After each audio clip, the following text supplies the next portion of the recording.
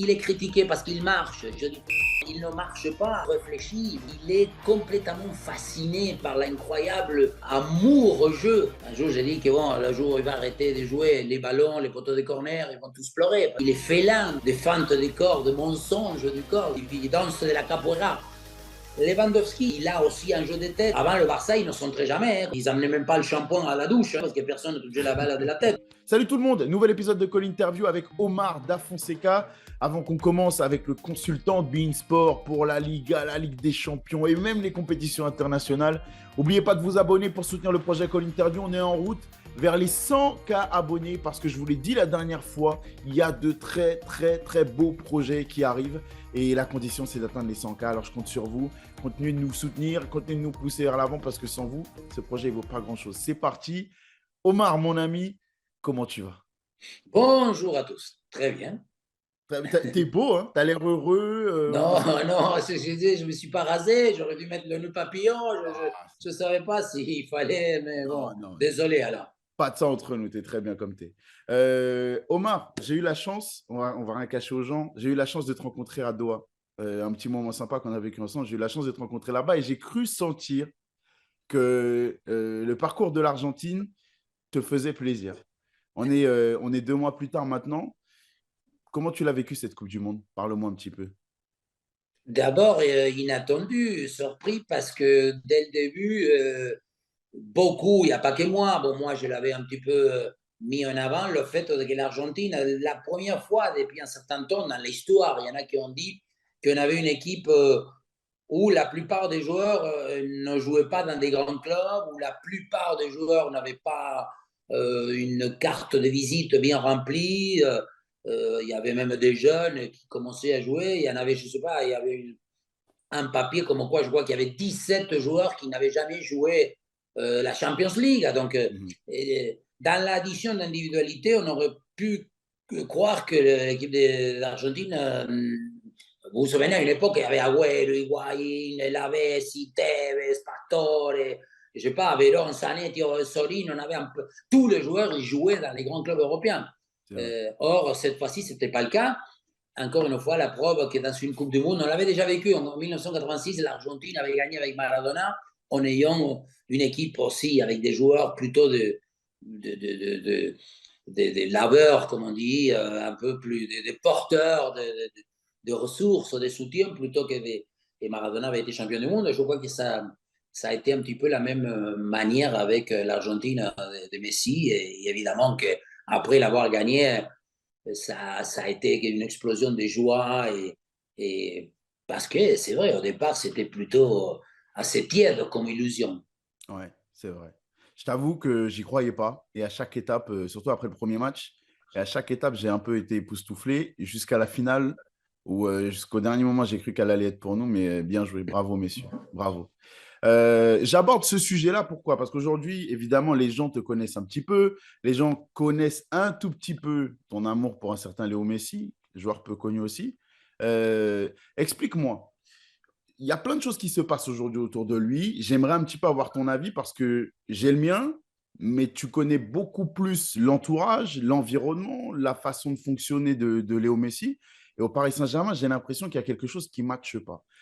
Alors, on va reprendre au début. Je me souviens de la présentation de l'arrivée de Messi où tu avais été extraordinaire. Tu avais montré tout le respect qu'il fallait montrer à Léo Messi. Mais Euh, ça n'avait pas été le cas de tout le monde. Ouais. En tout cas, c'est mon avis. Ici, on n'est que tous les deux et c'est mon C'est avis. ça. Moi, j'ai trouvé que ça amenait un vent de fraîcheur un petit peu dans ce monde du foot français et ça faisait de mal à personne. Mais on est quelques temps plus tard et moi, à l'époque, j'avais souligné que en termes de casting, c'était pas forcément la meilleure option et pour Messi et pour le Paris Saint-Germain. Est-ce que toi, tu as pensé ça? Et est-ce qu'aujourd'hui, tu le penses ou pas du tout? Tout au début, quand ils avaient envisagé le départ de Barcelone, moi j'avais dit que si Messi quittait Barcelone, forcément il allait dans une expérience nouvelle, dans une expérience un petit peu plus compliquée, et surtout avec un défi devant lui, parce qu'il faut se le dire, lui il a vécu, je sais pas, 15 ans, une quinzaine d'années, disons, à Barcelone, et dans laquelle il a pu développer tout sa carrière et ses changements. Il était un gamin au début, un adolescent par la suite. Et il a acquis, disons, une expérience, une certaine maturité, toujours dans le même cocon, dans la même maison, dans le même club, avec les mêmes endroits, la connaissance de ses coéquipiers. Et puis après, il y a vous savez, l'automne, c'est l'inévitable. Je veux dire, la montre avance pour tout le monde. Et dans l'aspect physique, c'est évident que Messi n'est plus le joueur d'il y a 3, 4, 5 ans en arrière, et il ne le sera plus, même Mmh. si je dis de lui qu'il continue à faire perdurer sa jeunesse, parce que par moment, même si beaucoup il le critiquent, je continue à dire que dans plein d'aspects purement tactiques, l'autre jour, j'étais au bord du terrain contre un match, ou peu importe lequel, et tu le vois, le mec, quand il contrôle les premières 2-3 mètres, je sais pas, c'est une espèce de facilité, un contact au ballon très propre à lui, sa conduite, une vision, une qualité, une toucher avec ce petit pas de gauche qui destille, qui distribue des ballons. Donc, voilà, son arrivée à Paris était plutôt un défi dans un moment de sa carrière où il faut aussi le représenter, c'est plutôt la fin. Hein? Donc, il y avait beaucoup plus de risques.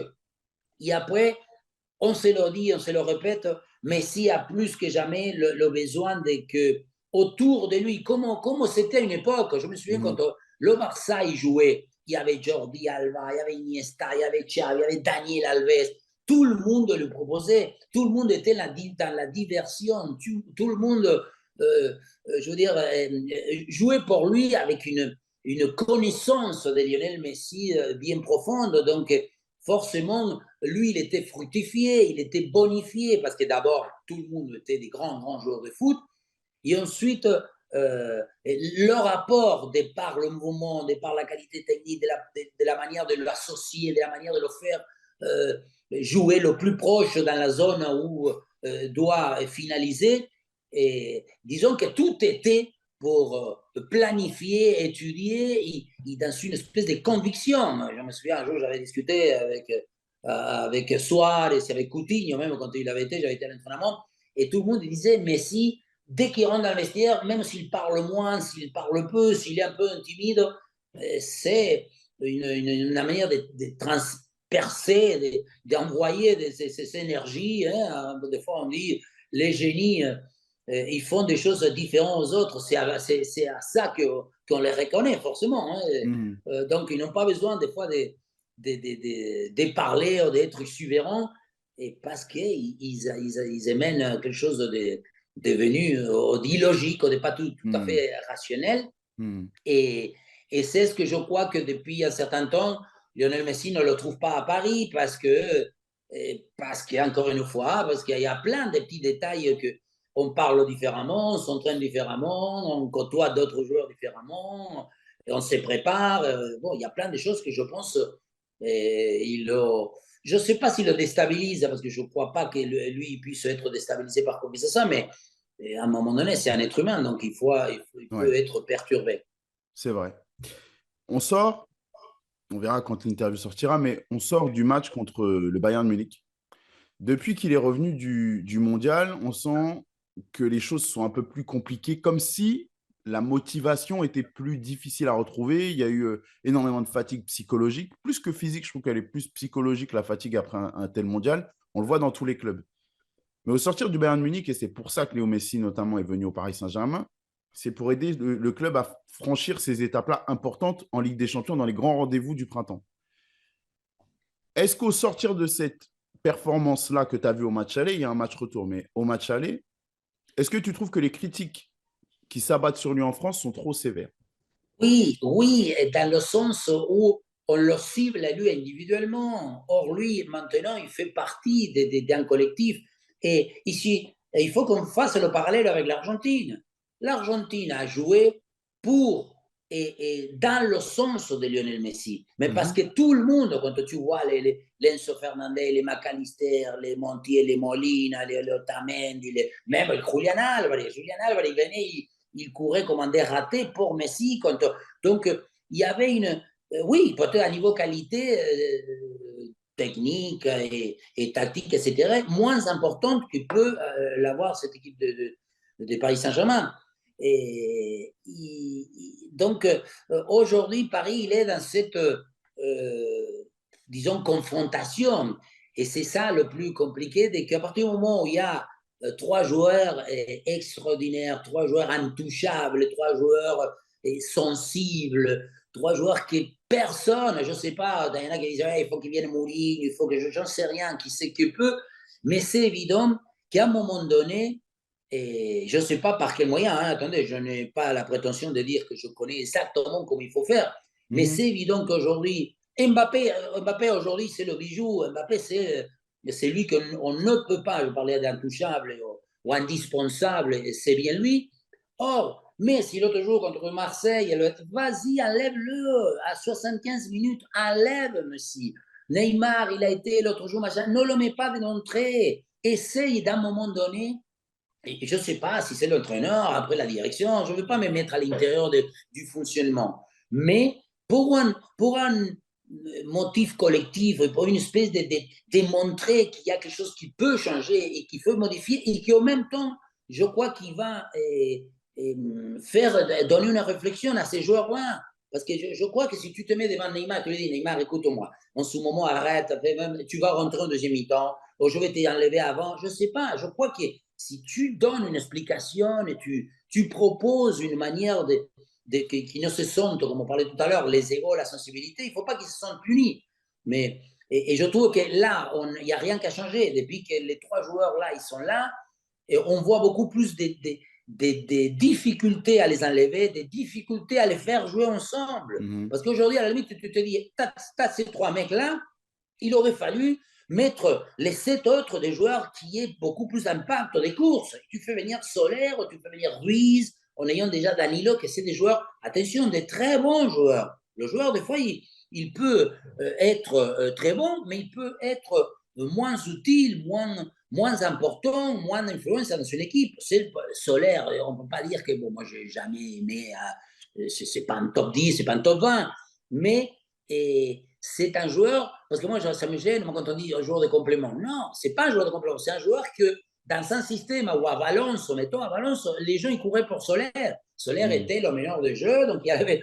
Sauf que là, il faut qu'il se dénature. C'est lui qu'il faut qu'il court, c'est lui qui fasse des efforts, sauf qu'il n'a pas les qualités pour. Donc aujourd'hui, on est dans une situation où il y a quelques joueurs qui doivent, oui, se dénaturer, jouer à contre-emploi, comme on dit normalement, je ne dis pas qu'ils ne veuillent pas le faire. Je crois qu'ils sont aussi convaincus qu'ils doivent le faire pour Neymar, Mbappé et Messi. Sauf que c'est comme si tu me demandes à moi de courir, à un moment donné, et ce n'est pas une histoire on dit oui, la tactique, etc. Mais il y a des fois, la qualité du joueur, même pour défendre, il faut avoir un peu ce caractère des défenseurs, cette manière de vouloir se faire mal, de toucher moins le ballon, chose que Ruiz, Soler, même Vitinha.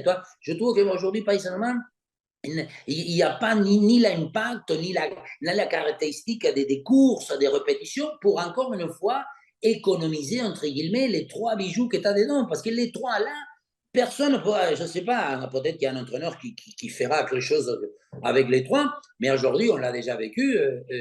Tant qu'il y aura ces trois joueurs-là, il faut pouvoir s'organiser autour.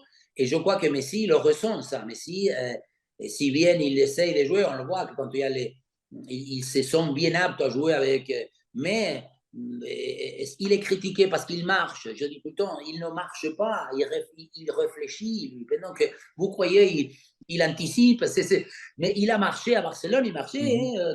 Quand en Argentine, les matchs là contre le Mexique, 2-3 fois, je dis, mais qu'est-ce que tu fais ça parce que oui, mais après, il a pris 3-4 fois le ballon.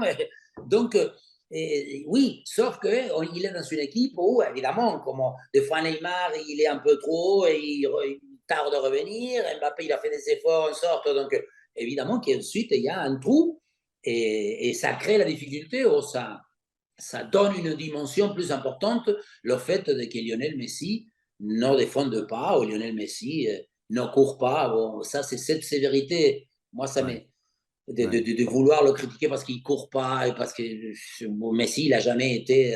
Si si on est dans l'époque des data où tout est comptable, on comptabilise, tout est duel, tout est calculé, tout est étudié, et s'il y a quelqu'un qui a dérogé toute cette lignée, c'est bien Lionel Messi. Oui, Hein. c'est vrai. Mais du coup, comme tu dis, à Barcelone, il était déjà dans ce profil-là. Il ne faisait pas des grandes courses pour défendre. Il ne faisait pas des grands sprints tout au long du match. Il choisissait ses moments pour faire mal. Et ça a toujours été sa force. Quand on connaît ça et quand on voit l'effectif qui était déjà présent au Paris Saint-Germain, bon, on ne va pas refaire le passé, ils l'ont fait venir. On peut considérer que c'est bien, que c'est mauvais, on peut considérer plein de choses. Maintenant, aujourd'hui, on parle d'une prolongation de Lionel Messi. Quand tu vois que tu as Mbappé, le but numéro un, c'est de garder Mbappé. On est d'accord sur ça, toi et moi, au Paris Saint-Germain, c'est de le garder le plus longtemps possible et de faire un projet autour de lui. Est-ce qu'on peut faire un projet autour de Kylian Mbappé quand on a Lionel Messi, Neymar, qu'on a les joueurs que tu as cités? Est-ce que c'est possible ça? Mais dans l'idéal et non. Non, parce qu'aujourd'hui, évidemment, qu'on peut se dire que Messi, ça a été le football du passé, et on espère, et moi le premier, j'aimerais beaucoup qu'il soit encore pour quelques instants le joueur du présent. Or, Mbappé, il est dans tout le contraire. Mbappé, c'est la gloire identifiée du présent Mhm. et avec un espoir et de futur, parce qu'il a, je sais pas, 23 ans, etc. Donc, ils sont dans cette opposition. Et, et c'est évident que si on parle de projets, d'histoire dans le futur, évidemment qu'il faut se focaliser sur Mbappé. Mais bon, mais aujourd'hui, ce n'est pas le cas. Aujourd'hui, moi, ce que je veux, c'est, avant que je n'existe plus dans cette terre, que Paris Saint-Germain ait gagné la Champions League. Donc, comment on fait aujourd'hui? Comment on fait le match retour contre le Bayern? C'est ça qui doit nous préoccuper. Et c'est ça où il y a la mélange de l'histoire. Et je crois qu'à un moment donné, peut-être qu'il faut, oui, enlever un des trois, essayer de, je ne sais pas, mettre des joueurs différents au milieu Mhm. pour qu'ils Mhm. fassent autrement, je ne sais pas, mais il faut tenter d'essayer d'un moment donné faire autrement pour permettre, parce que si bien Messi, on parle des projets et de se projeter dans ce futur, je crois qu'il faut se dire que c'est pas une bonne idée, c'est sûr que. Mais on ne peut pas nier que Messi, il peut encore faire les 2, 3, 4 éclats. À une époque, il faisait 10, 15 par match. Aujourd'hui, Mhm. OK, il fera 3, 4, 5. Des fois, il en fait 7, 8. Mais c'est quand même un joueur Mhm. que, qui a une influence par rapport à l'adversaire, par rapport aux arbitres, par rapport au public, par rapport aux coéquipiers. C'est quelqu'un qu'on ne peut pas l'écarter complètement. Et c'est bien la possibilité encore qui reste à Paris Saint-Germain de pouvoir, voilà, qu'il soit bien pour le match retour contre le Bayern. Tu es le mieux placé pour connaître l'importance qu'a eu ce mondial et ce sacre mondial pour tout un pays, pour l'Argentine, pour les joueurs, pour la population et aussi pour Lionel Messi qu'on avait fait un peu sa mission. On l'a vu commencer la saison à fond, comme Neymar, se préparer pour ce mondial et sa signature au Paris Saint-Germain rentrait aussi là-dedans. Il voulait rester au top niveau avant ce mondial-là. Toi qui as suivi les festivités, l'émotion, etc. Est-ce que c'est facile de se lever chaque matin quand on a eu la carrière de Lionel Messi, quand on sait ce qu'il représente, d'être entre guillemets numéro 2 au Paris Saint-Germain, derrière Kylian Mbappé, de retourner gagner la Ligue des Champions, se battre pour aller gagner la Ligue des Champions quand on n'est pas dans les meilleures dispositions avec l'équipe faite pour soi autour de soi, qu'on a gagné le mondial qui était le dernier gros défi de sa carrière? C'est facile de rester motivé et impliqué comme il l'était avant? Ces genres de personnages, ils n'ont pas, je crois, la même sensibilité que nous, que toi, que moi, dans le sens où ont une connaissance d'être sous la loupe depuis je ne sais pas combien d'années. C'est des joueurs qui jouent, ouais, qui travaillent des héros 24 heures sur 24, 365 jours depuis je ne sais pas combien d'années. Donc, Mhm. et, et déjà, de par la manière qui fonctionne, je dis tout le temps, un peu pour rigoler, je dis ces personnes-là, ils ne payent jamais une facture d'électricité, toi, ils ne font pas la queue pour acheter je ne sais pas quoi. Ils vivent, pas déconnectés, mais éloignés de beaucoup de choses qui sont rationnelles pour n'importe quel être humain. Mhm. Néanmoins, et, Et lui, je crois qu'on quand on identifie le fait qu'il reste encore quelqu'un qui aime le jeu. Il est complètement fasciné par l'incroyable amour au jeu. Je dis tout le temps, c'est le petit chien qui court derrière la balle. Des fois, lui, je ne sais même pas s'il sait à l'intérieur du match s'il y a 2-0, 1-0, s'il perd, s'il joue à domicile, s'il pleut, s'il est à l'étranger, s'ils ont fait un déplacement. Je l'ai côtoyé déjà aussi quelques fois. Donc, tu sens que c'est ce genre quand on parlait tout à l'heure des génies, c'est des élus, des icônes, parce que je crois que ce n'est pas facile d'être Lionel Messi ou Mbappé ou Neymar dans une vie, même s'ils ont des privilèges, ils vivent une vie, oui, extraordinaire. Mais je ne crois pas que, quand on parlait tout à l'heure, le côté rationnel, ils ne vont pas s'attarder à dire ah, mais je manque de motivation, ou manque. Ils ont déjà. C'est des élus, des exclus quelque part. Donc, on peut attendre toujours des choses venues d'ailleurs parce qu'ils ne vont pas se préparer dans le côté de dire ah bon, j'ai déjà gagné la Coupe du Monde, est-ce que je pourrais même. Pour eux, ils sont encore dedans, ils sont dans une espèce de défi permanent à vouloir être le meilleur, à vouloir. Parce que leur force, c'est qu'ils savent qu'ils sont parmi les meilleurs. Personne ne peut. Ils sont convaincus que qui ont déjà vécu, mais si le mec il a déjà tout gagné, tout fait, quand je te dis qu'il ne sait même pas des fois où il est, c'est parce qu'il a fait je ne sais pas combien de matchs des champions, des Coupes du Monde. Donc, continuer à. On ne peut pas accepter de se dire qu'ils peuvent banaliser l'extraordinaire. Pour eux, l'extraordinaire, c'est un allié, c'est jamais un obstacle. Au contraire, c'est des marches pour pouvoir essayer de continuer à chaque fois se réveiller le matin et vivre quelque chose de magnifique qu'ils font. Et c'est pour ça que des fois on se dit, ces gens-là, comment ils font après? Parce que moi, ce que je dis, comment Lionel Messi, un jour j'ai dit que bon, le jour où il va arrêter de jouer, les ballons, les poteaux de corner, ils vont tous pleurer, parce que si Lionel Messi arrête de jouer au football, on sera beaucoup à pleurer dans un coin. Moi, le premier, et toi, je pense aussi. Donc, euh, en fait, on peut se poser la question de l'après, quand ce sera fini. Mais maintenant qu'il est encore à l'intérieur, ou qu'il est dedans, ils n'entendent rien, parce que c'est plus facile ou difficile, ou s'il y a une adversité plus importante. Ils incarnent, ils vivent, ils s'alimentent quelque part de justement cette cadence des matchs, des expériences, des défis, et c'est ce qui leur fait encore une fois régner comme ils règnent, hein, parce que c'est des rois hein, du sport. Alors justement, tu vas m'aider à comprendre un autre cas, c'est celui de Neymar. Tu as eu, en grand expert de Beansport qui suit la Liga, tu as eu l'opportunité, notamment sur la saison 2014-2015, de le suivre et de voir, je pense, le plus fort de ce qu'on a vu de Neymar. Je pense que c'était cette période-là. Tu me diras si je me trompe, mais c'est ma lecture des choses en tout cas. Est-ce qu'il faut que la France, les médias ou même le Paris Saint-Germain arrêtent de l'embêter avec une hygiène de vie, avec des règles à suivre, avec un protocole comme peut suivre par exemple Cristiano Ronaldo ou Kylian Mbappé aussi à un certain niveau?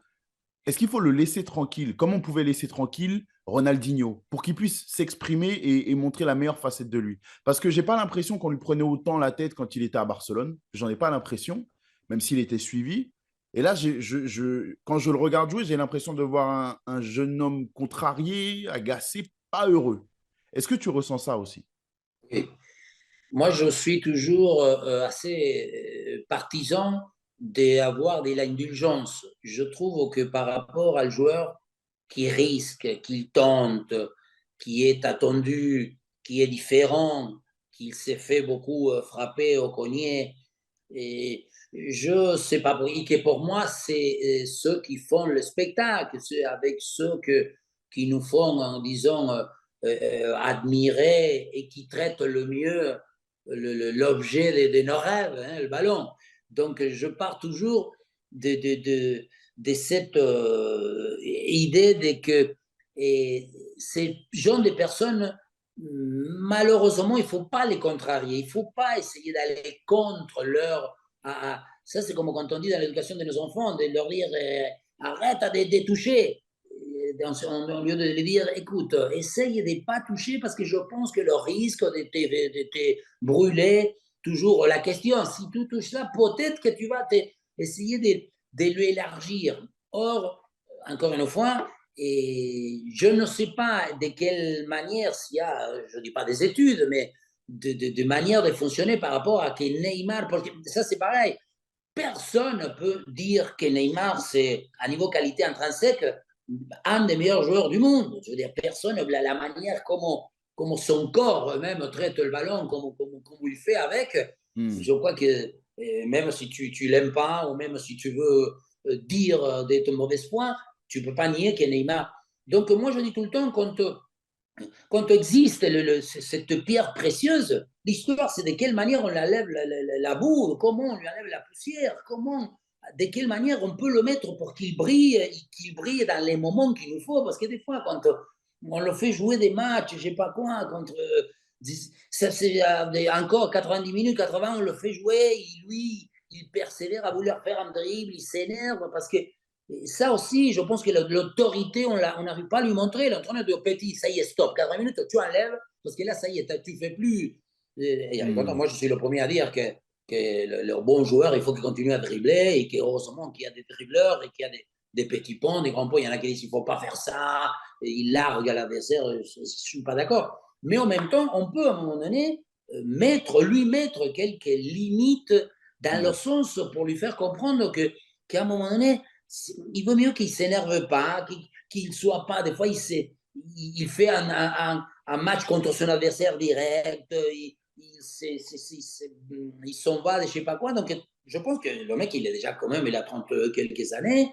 Et je crois qu'avec lui, de par la manière qu'on s'est mis en opposition, de par la manière qu'on a voulu le montrer, hein, ici on ne fait pas ça, quand tu faisais des gris-gris, quand on menait de 3-0, je crois qu'on l'a ciblé trop, alors que pour moi, la manière de le représenter ou de l'aider, ça aurait été justement de lui dire que tout ce qu'il fait, qu'il a tout. Hein, ça, c'est comment tu as toutes les options. Hein, tu as une voiture toute option et tu vas dans des routes où tu peux rouler à 50 km l'heure et tu ne peux pas ouvrir les fenêtres, je ne sais plus. Donc, les options, à quoi elles te servent? Donc, d'abord, essayons de détecter ou de mettre dans de bonnes conditions, pour moi, un des meilleurs joueurs aussi de la décennie. Hein. Bon, je vais te parler d'un autre club que tu suis de près, c'est le Real Madrid.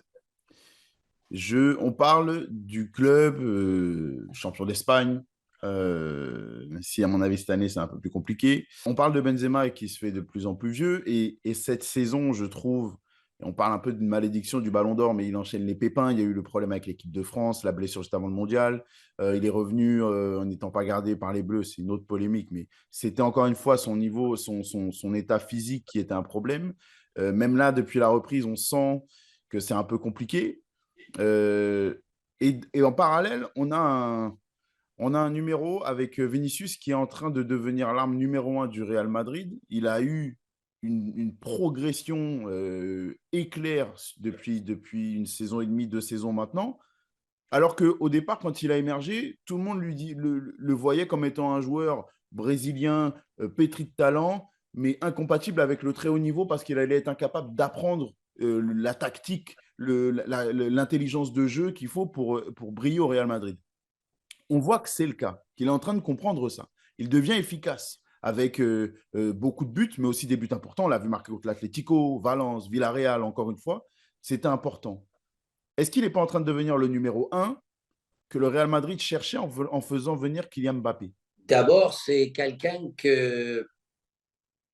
qu'on aime, c'est ce genre de joueur qui tu attends qu'il touche la balle et que tu voudrais qu'il la touche, je ne sais pas combien de fois dans la balle, parce qu'à chaque fois qu'il la touche, toi, les épaules, ils vont vers toi, tu sais, le mec, tes épaules, ils vont vers l'avant, parce que forcément, euh, il est électrique, il est effervescent, sa manière de dribbler, une espèce de gazelle, il glisse sur la pelouse parce que c'est pas un joueur, tu peux pas le considérer puissant, il est pas costaud, Non. donc il a il est félin, il est soyeux dans la manière des fois il fait des feintes de corps, de mensonges du corps, je dis, parce que on dirait que toi, il la touche pas, la balle, il est là et lui, il danse de la capoeira.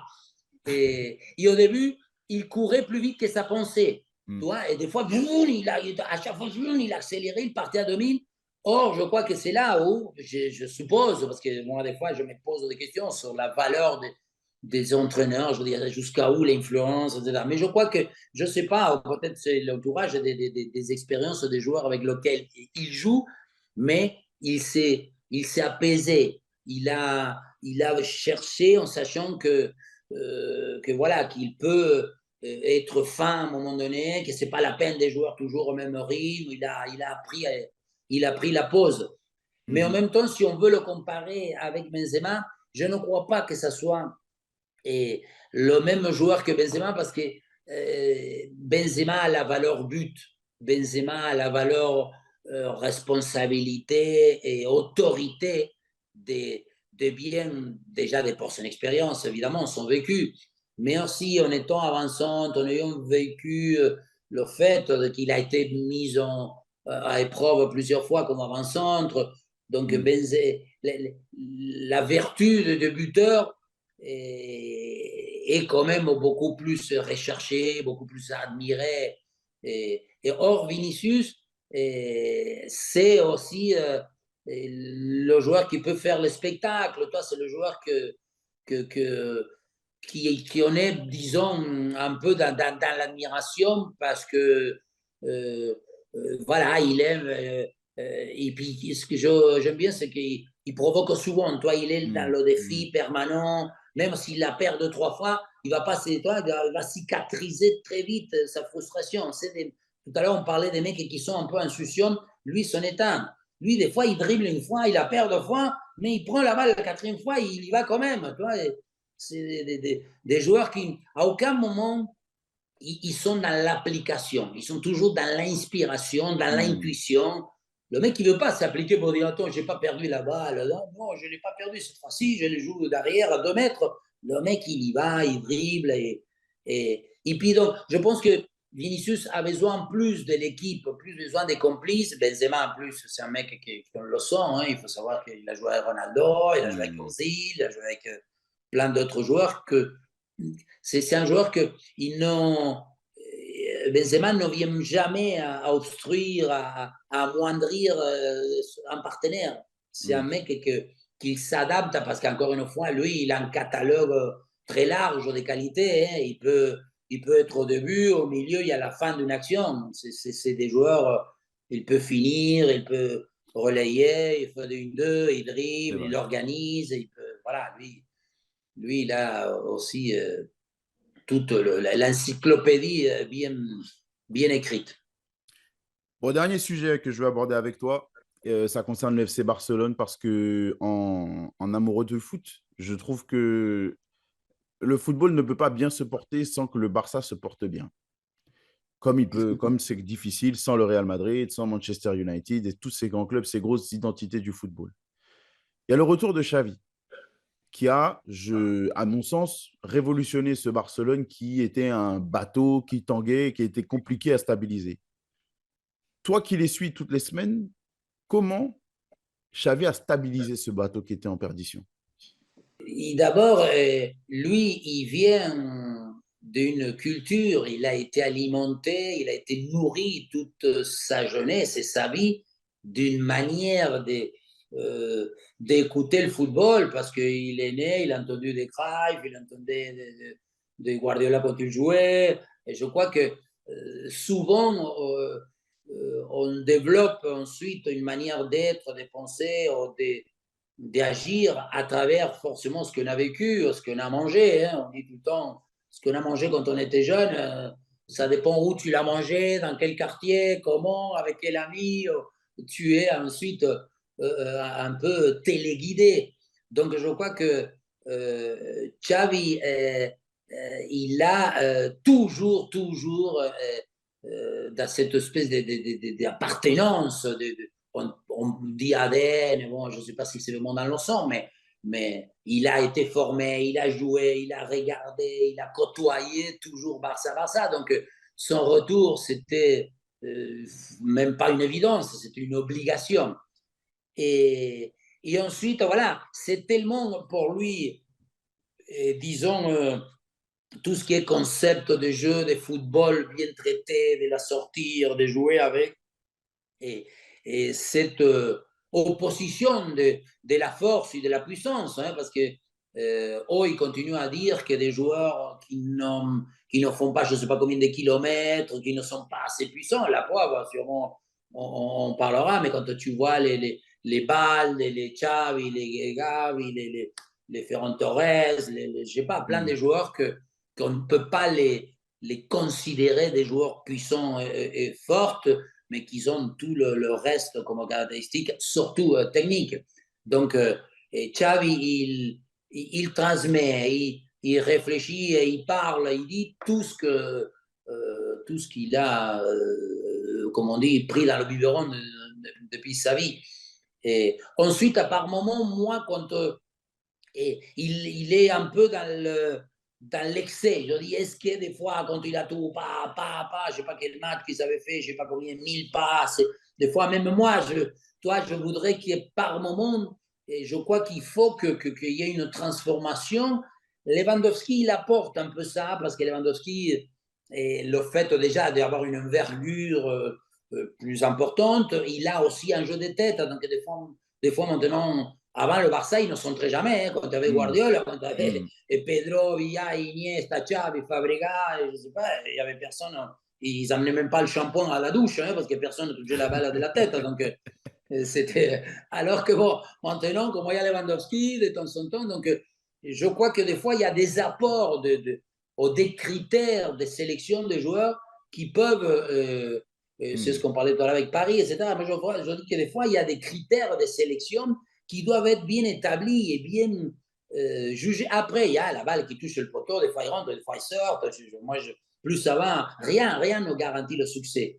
Mais quand tu as des choses, on parlait tout à l'heure des trois attaquants de Paris, et évidemment qu'il vaut mieux faire autour que ça qui ait un dynamisme, un impact, des volumes. Et Barça, et comme ils sont toujours encore les Jordi Alba, des balles, même au Koundé, on ne peut pas dire que c'est une équipe. C'est pas une équipe puissante, c'est pas même Busquets que c'est le plus méchant entre guillemets.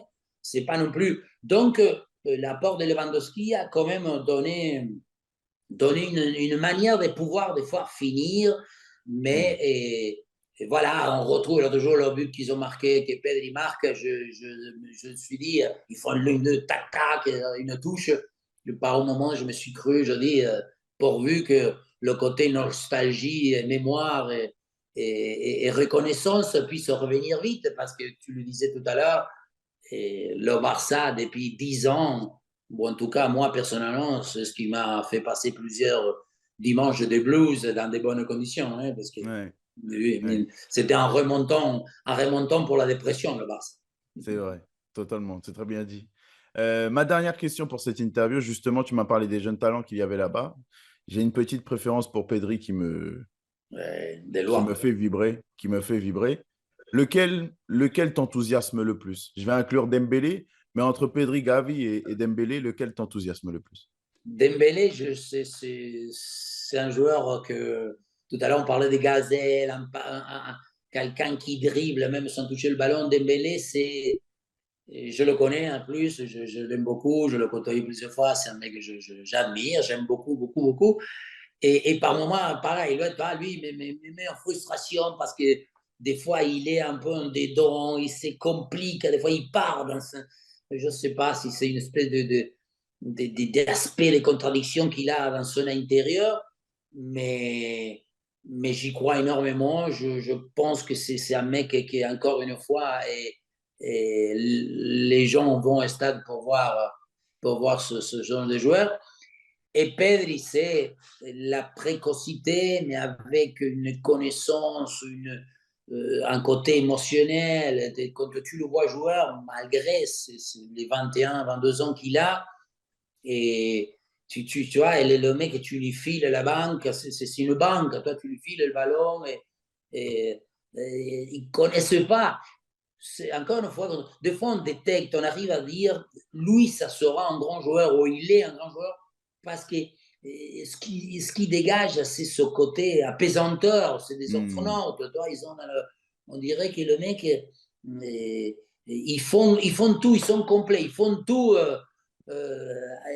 à une vitesse énorme, mais tout en jouant lentement. Toi, tu as cette ambiguïté et Pedri c'est la complexité et on parlait de ce joueur parce que maintenant il dit qu'il faut courir plus de 10 km, qu'il faut je sais plus quel duel et quelle intensité. Pedri il pèse je sais pas 40 kilos mouillés je ne sais pas combien de kilomètres, je m'en fiche, mais c'est un mec qui donne, il peut jouer long. Et là, des fois, il fait des transversales de 40-50 mètres. Je dis, mais merde, Masse, il n'a même pas de muscles pour faire ça. L'autre jour, dimanche, il a fait sans élan, il a fait ting, il a une espèce de vision.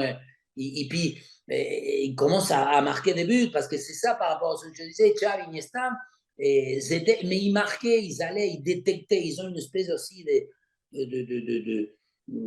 comment on appelle, des chips dans la tête de pouvoir détecter l'espace. Toi, ils connaissent très bien le tempo, l'espace. Tu te dis, des fois, tu te dis, mais mince, le mec, il n'arrive pas trop tôt ni trop tard. Toi, tout avec le moment, le moment exact, avec le geste juste, parce qu'après, ils utilisent les pieds, toi, extérieur du pied gauche, lui, il gère les deux. Encore une fois, un joueur à procréer très vite. Omar, merci. Les autres, merci beaucoup de nous avoir suivis encore une fois pour un bel épisode de Call Interview avec Omar Da Fonseca. Je vous retrouve très vite pour un nouvel épisode avec un autre invité, avec d'autres anecdotes complètement folles, parce que c'est comme ça qu'on kiffe le foot. Allez, ciao.